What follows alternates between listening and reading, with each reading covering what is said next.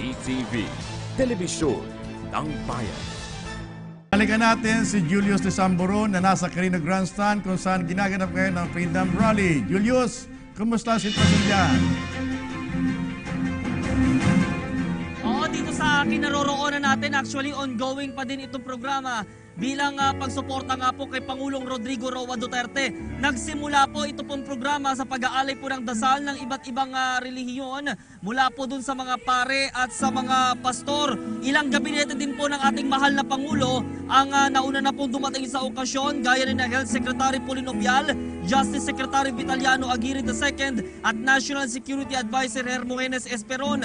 Napaulat nga po na ngayong alas 6 ng gabi, palamang ay umabot na po sa higit 400,000 na po ang mga dumalo mula sa iba't ibang bahagi ng bansa. Mula Luzon, Visayas at Mindanao, anumang grupo, anumang organisasyon, malayo man po ang pinanggalingan, ay present po dito sa makasaysayang okasyon. Asahan pa po na hanggang sa paglaon po ng mga oras ay dadami pa po ito pong bilang ng mga dadalo dito. At bago tayo magtapos, patunay lang dito sa kinaroroonan natin, halos itong mismong lugar na to, punong-puno na ng mga taga-suporta ng ating mahal na Pangulo Rodrigo Roa Duterte.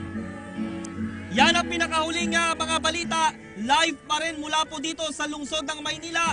Tuloy-tuloy po ang programa na ito. Ito pong program and Freedom for Rally and Vigil bilang pagsuporta po sa campaign against drugs, criminality, corruption and poverty ng ating, walang iba, ng ating mahal na Pangulo Rodrigo Roa Duterte. Balik tayo dyan sa studio. Maraming salamat, Julius de Samburon, live mula dyan sa Luneta.